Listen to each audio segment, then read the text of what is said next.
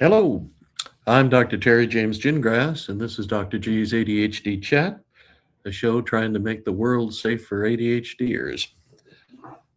I'm a clinical neuropsychologist and the father of two that we're sure of ADHD.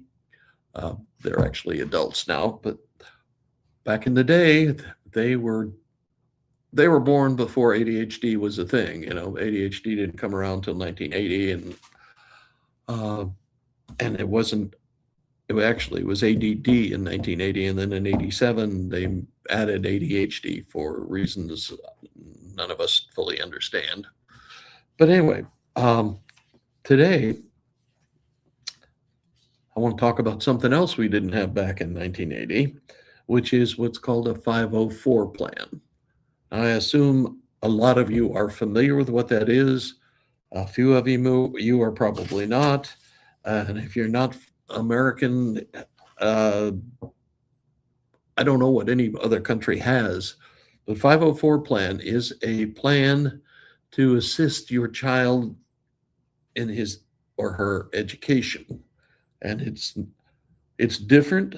You probably, oh, it's a learning disability. No, a learning disability plan is called an IEP, an individualized education plan, and that provides services that have to be paid for, like a reading instructor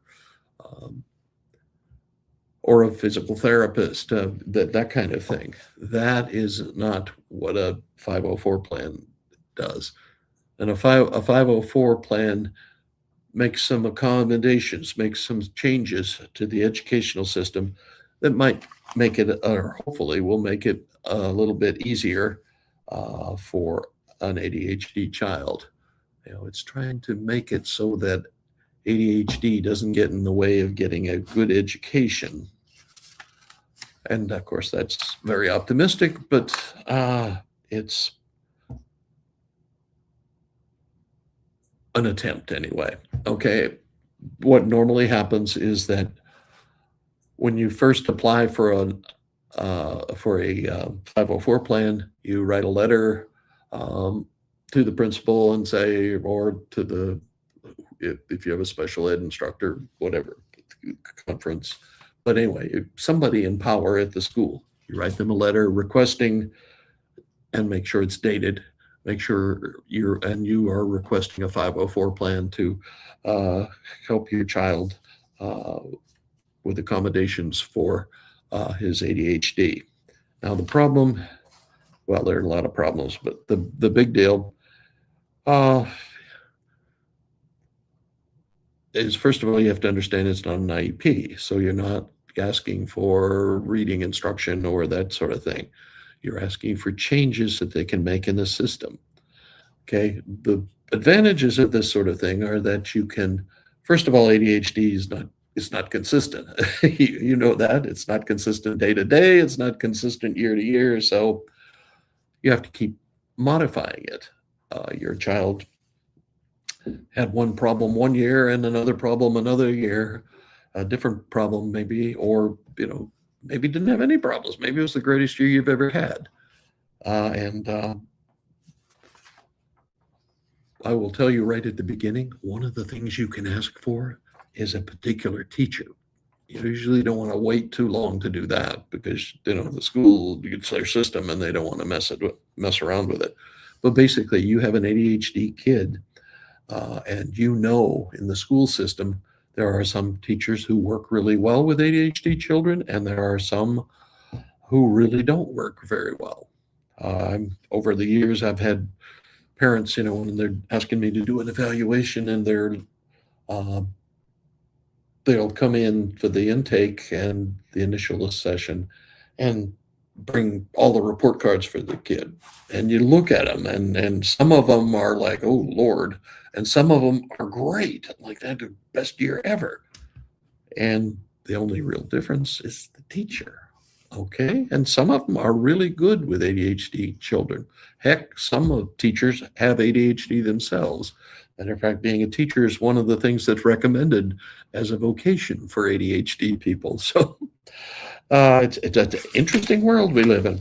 But anyway, so ADHD also has the advantage of making it official that your child has ADHD, which means they're not going to be talking about, oh, he's just not trying. If he'd only try harder, he could get great grades. I know he is because he's very bright. I've heard that a number of times in my life. I don't like it very much, obviously. Um, and the other advantage is that once you get a 504 plan, it follows your child every year. It changes every year.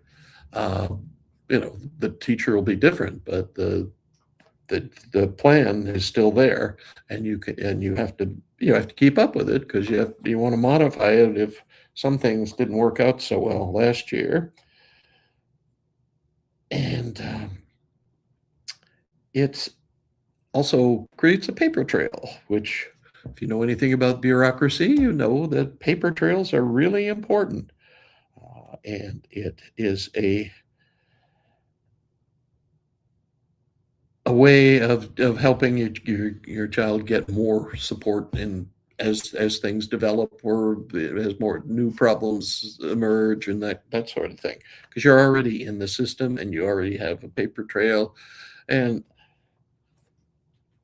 there is a lot of problems over the years I have seen with some teachers, not especially when they start breaking it down, so different teachers are teaching different subjects and that sort of thing.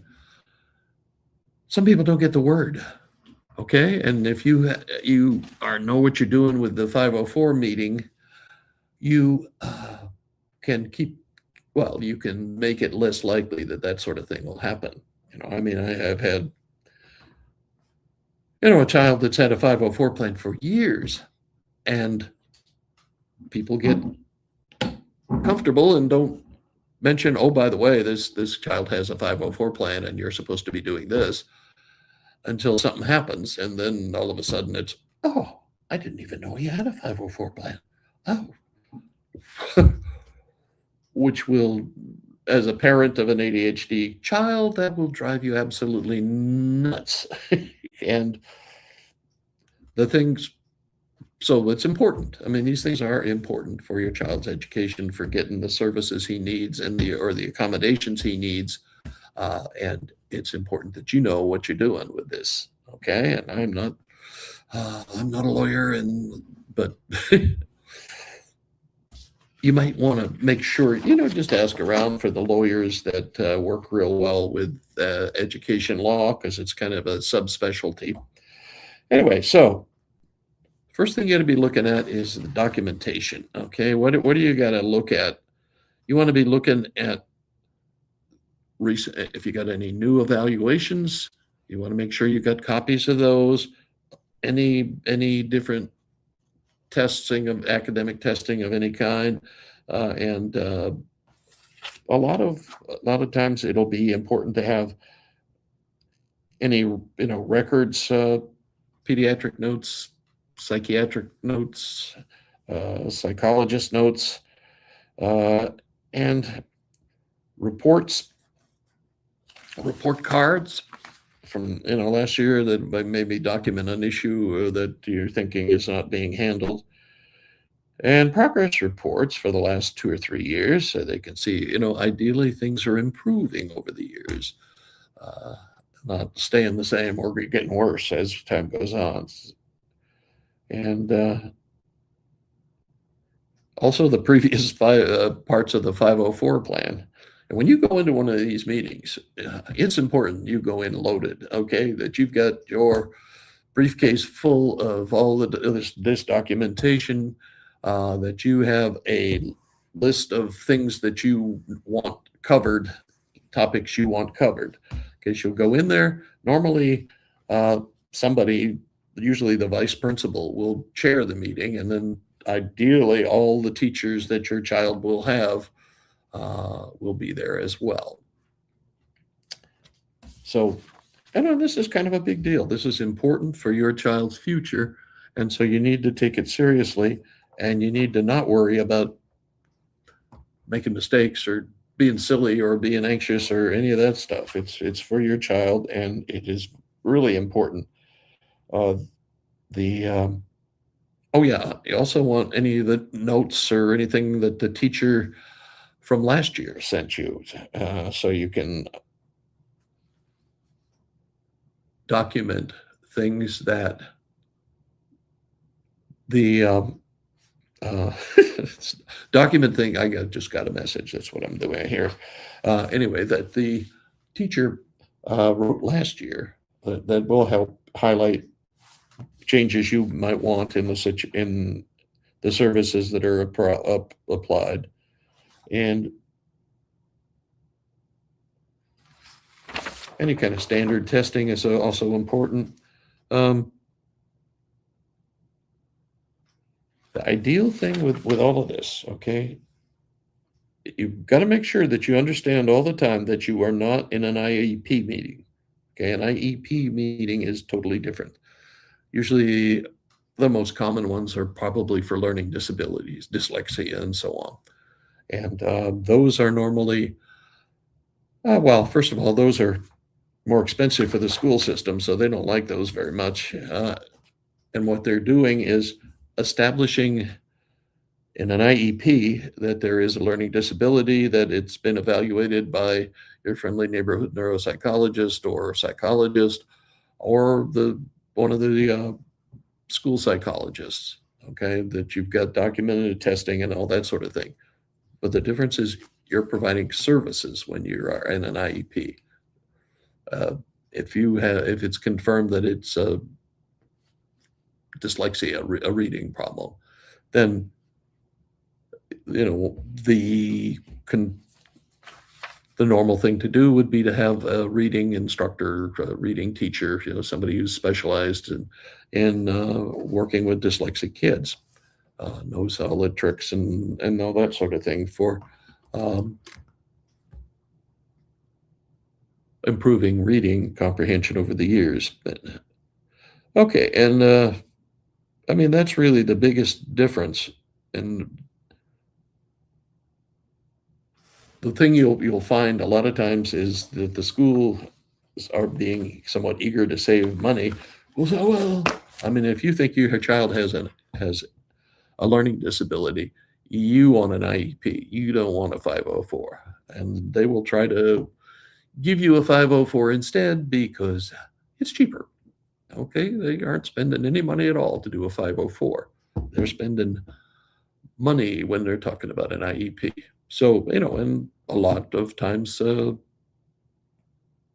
don't know the exact statistics, but sometimes an ADHD child will be dyslexic, and it's important to treat that. But okay, now we're talking 504s. Okay, 504s provide accommodations, provide changes in the procedures. And okay, let me go through some of the specific accommodations that we can have. The most common ones are preferential seating, testing in a distraction-free environment, a quiet place to study. Ones that they're starting to have now that they didn't have around when my kids were little was movement breaks, which is a heck of a great idea. Basically, that instead of being reminders to sit still, no, give them a break, give them 5 minutes, 10 minutes that they can move around, go outside, whatever. My youngest, who I used to think was going to become a salesman, but he actually talked one of his teachers into allowing the whole class to take a break, because she was talking to him about you could be a leader, but you've got to be a little more quiet, a little da da da da. And he said, well, maybe you could give us more time, more recess time, so we could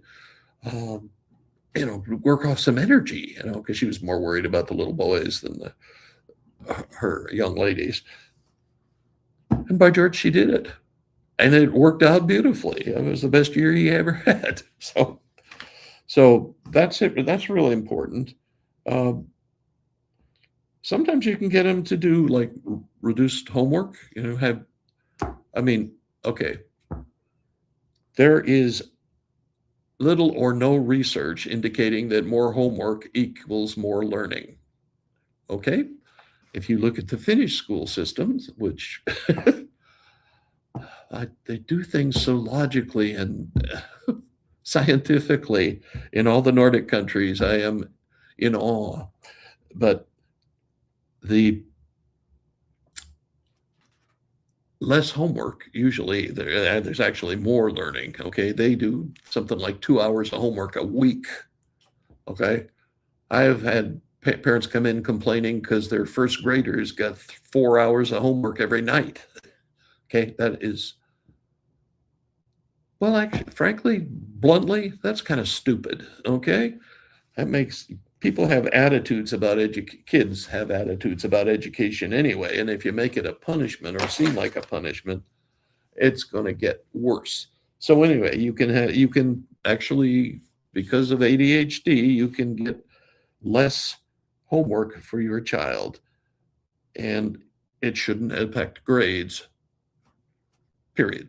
Okay, I'm not sure it should ever affect grades, but it's just something we'll have to work on as we try to change things.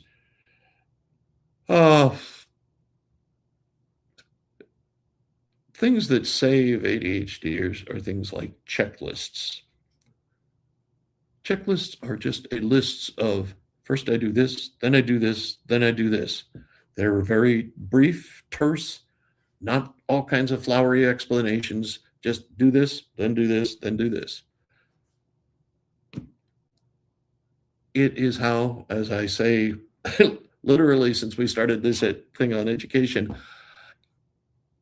it's how the military takes kids who barely made it through high school and turns them into electricians, jet engine mechanics, avionics specialists, all kinds of things, because they have what's called a TO, which is nothing but a big collection of checklists, procedures. This is what you do. If this is the case, this is what you do. Same thing with your child. If you want to, the best thing you can do for making the getting up in the morning, going to bed at night routine less stressful is to have a checklist on the mirror in the bathroom or wherever is more convenient, if that's not the most convenient place, where they just go in, they check off when they brush their teeth, they check off when they put on their jammas, and so on and so forth. That is what ADHDers, they actually do better with this sort of thing. I mean, matter of fact, the military is not a bad place for an ADHD child to go. Well, nowadays, maybe no military setting is very good for anybody, but it should be. And okay, I already said testing in a separate room.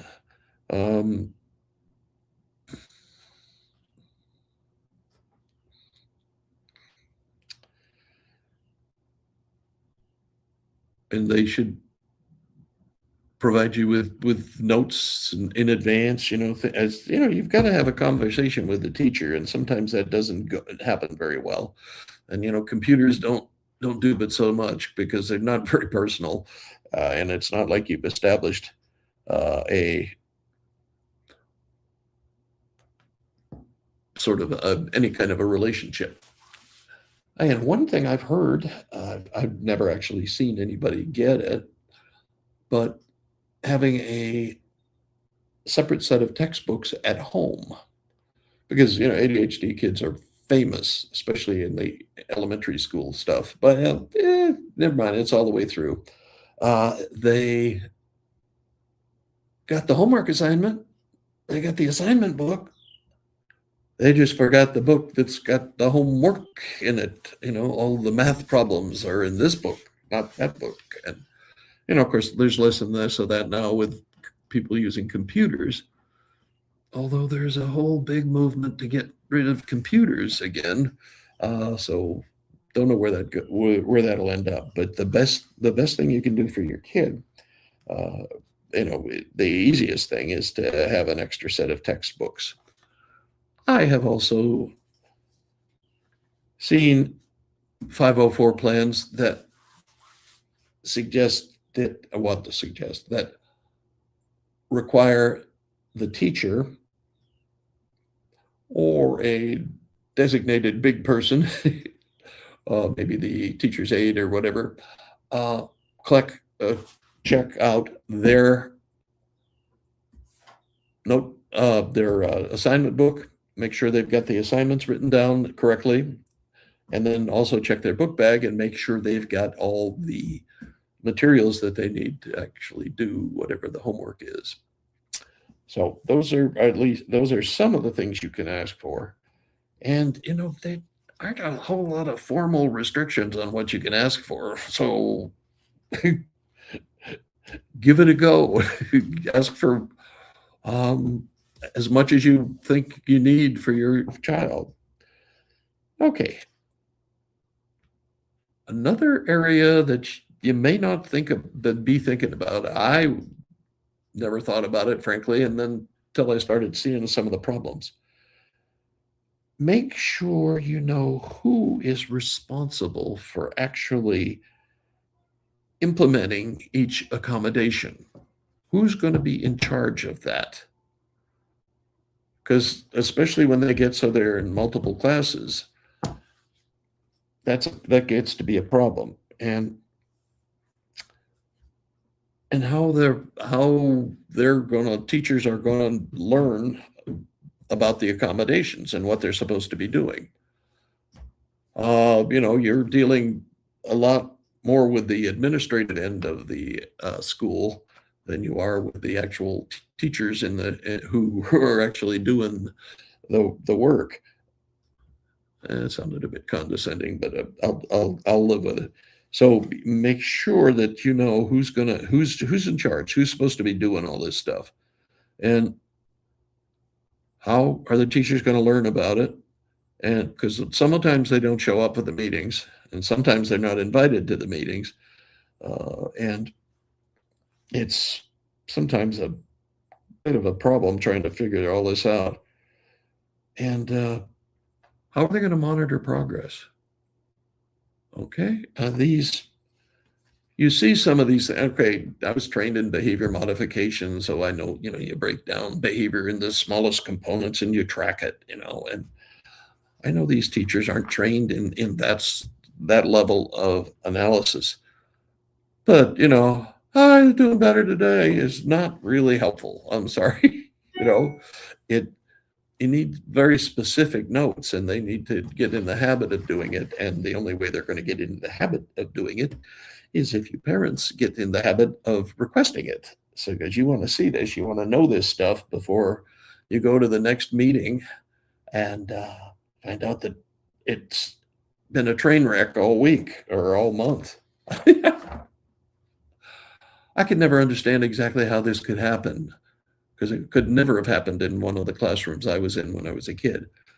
But we get a thing from the teacher saying, your son has not turned in homework for 2 weeks.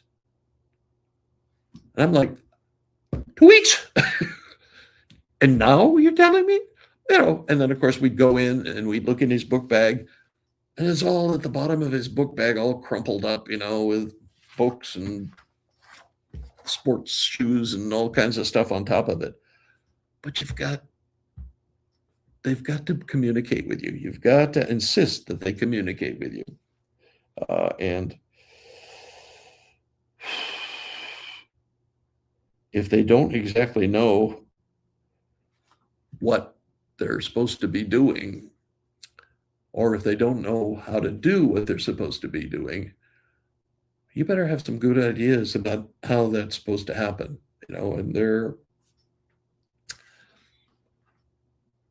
behavioral observation is tricky. Well, it's a learned thing. It's like anything else. Ideally, teachers get some training in that, but I'm not positive of that. I don't know. And the other thing you need to know is, okay, what happens if a teacher just blows it off and totally ignores the whole 504 plan that you put all these hours into building? What happens? What do they do? Shift your child to another classroom, not a different teacher? I mean, what's going to happen to somebody who just totally ignores it and tells you to blow it out your ear or whatever? You've got to really know that, because that's an important thing. Unregulated anything is dangerous, you know. If you don't limit your love of chocolate, you're going to be in trouble. If you don't get some limits on your behavior, you're also going to be in trouble. And the other thing you need in line with this is ask if you can, well, ask for a meeting about 2 months down the line, 60 days or so, to just go over what's going on and make sure they're doing what they're supposed to be doing. They know what they're supposed to be doing. And is it working? I mean, if it's not working, we need to check things out a little bit. Well,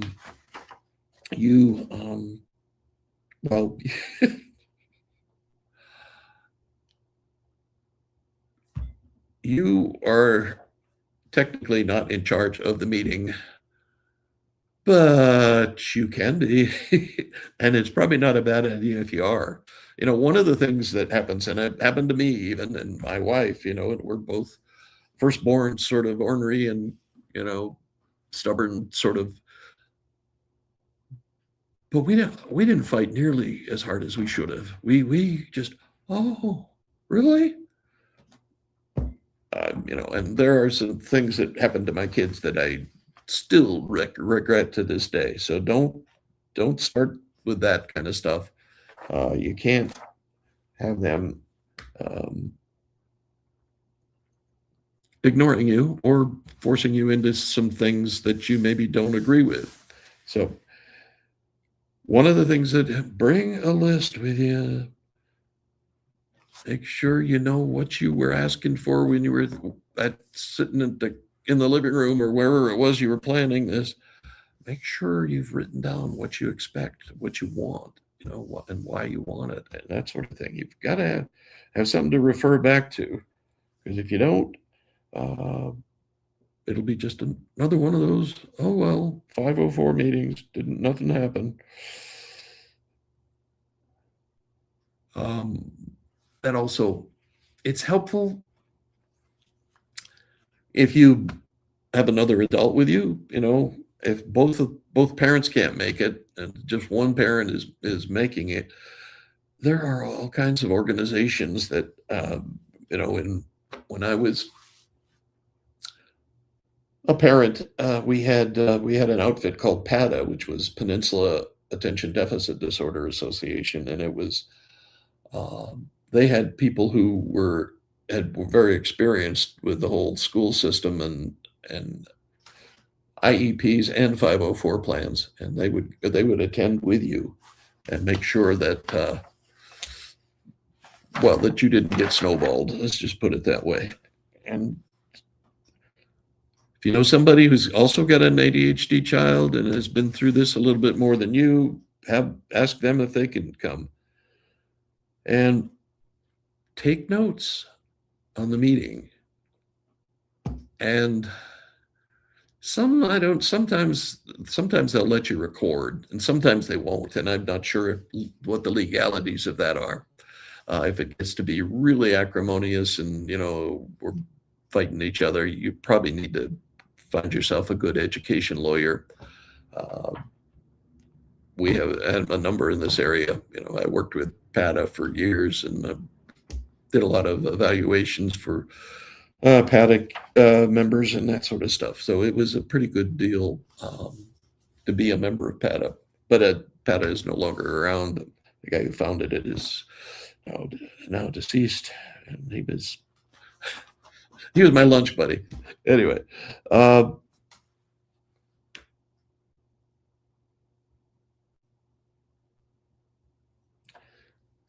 you want it to be a pleasant and mutually beneficial relationship, but sometimes you get a super bureaucrat who wants to protect the system at all costs and doesn't care about who he hurts in the morning. And make sure after you get done with most of this that you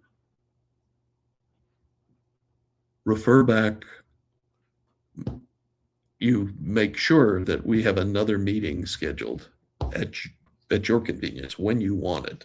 If you think you need to have more meetings, then by all means, request those. They're gonna try to stick to the annual meeting. Once a year we meet, and in a school, an ADHD child for a whole school year, one time you meet. No, that's not good. That so many changes are happening, and it's not in your best interest to agree to that. Okay, when you get done, there's this elaborate plan that they've all done, and as a behaviorist, somebody who worked with actual behavior modification, where all you're paying attention to is the behavior and the frequency of the behavior and increasing that or decreasing that and all that other kind of stuff. I used to choke on that because the thing was all that the child will, and the child will do this and the child will do this. And it was like, oh, wait a minute. Is he all alone in that classroom? No, it should say when the child does this, the teacher will do that. Okay, that a more detailed behavior intervention by the person who's doing the intervention, not by some. Oh, I'm getting a little flustered here talking about this, but the child, if he could do this, we wouldn't be having a 504 plan meeting. If he could make all these changes that they're talking about without assistance.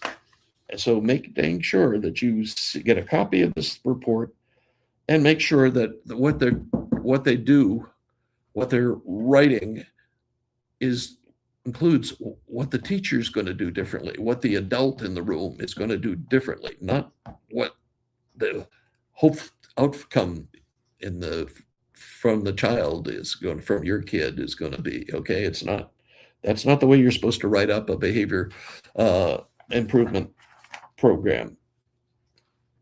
And if you have any problems with that, give me a call. I get a little upset about that. Okay, and then after the program is started, it's supposedly in place and it's been going on for a couple of weeks. Talk to your kiddo and see, how are things going? Are they doing this? Are they doing that? Are any changes? Anything?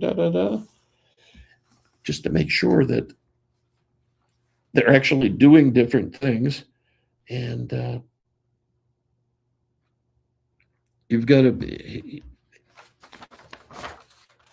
know that it actually was implemented. Okay, I mean,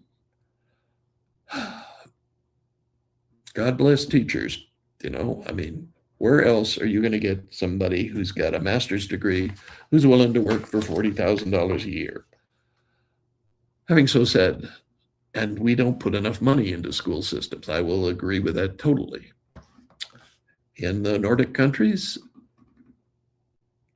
public school teachers, are treated at the same level as doctors and lawyers, and they are paid accordingly. But this is your child, and you're not going to redo the whole education system or make a lot of these guys that are politicians and such readjust their priorities. But you can make sure that they are doing what they're supposed to be doing with your child, and it's important for you to do that. If you don't do that, it'll probably get ignored. The whole process will probably get ignored or minimized to the point where he's not really getting anything consistently. And if you can't get him into some kind of a consistent, or she into some kind of a consistent program, you're not going to be able to make any changes, any consistent changes. And ADHD kids don't like it when they can't figure out what's going on or what's going to happen. So anyway, that is a very long summary of all the things that you need to know about a 504 plan, including the fact that you need one if you have an ADHD child. So I have, give me a couple of weeks because I'm not the world's best computer guy, but I'm going to be putting some of these notes into a freebie thing you can get. Like it if you would sign up for my list so I can get with you a little more frequently. But other than that, okay, I'm Terry James Gingras. I am a licensed neuropsychologist and the parent of a couple of ADHD adults now. And I have been treating ADHD for like 40 years. And God, it's even more than that. But anyway, that's a particular area of interest for me because I was so ignorant of it at the start. And when my kids started showing problems, it was like, I don't understand what's going on. So I had to learn this stuff, and I had to learn it the hard way because there wasn't a whole lot of information out there available.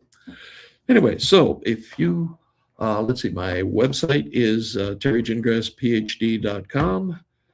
You can sign up for my newsletter, which is different stuff from this, although I may include this one in the newsletter pretty soon. And I also do coaching for ADHD families and ADHD adults, executives, and entrepreneurs, and that sort of thing. So if you need any of that kind of stuff, and we have more coming. I'm going to be looking at starting a membership, which is just real low monthly kind of thing, and we get together a couple of times a month and go over some issues and that sort of thing. And I also do, I have a couple of courses coming up. Let me know, by the way, just let me know if, I'm looking at a course on just burnout of ADHD parents. I'm looking at it, which I probably should give to all the physicians in the neighborhood. But, I also am considering a specific isolated thing on just different kinds of relaxation training or meditation, whatever you want to call it. Well, there are a bunch of other things I could do. I can do a whole thing on RSD, rejection sensitive dysphoria. I can do a whole big thing on just learning problems and how to improve that. Anyway, just if you get an area that's a problem and you'd like to get some more information about it, or that sort of thing, like I say, I've been doing it a long time, so let me know. And we will catch you next time, and have a good one. And remember, we're trying to make the world safe for ADHD.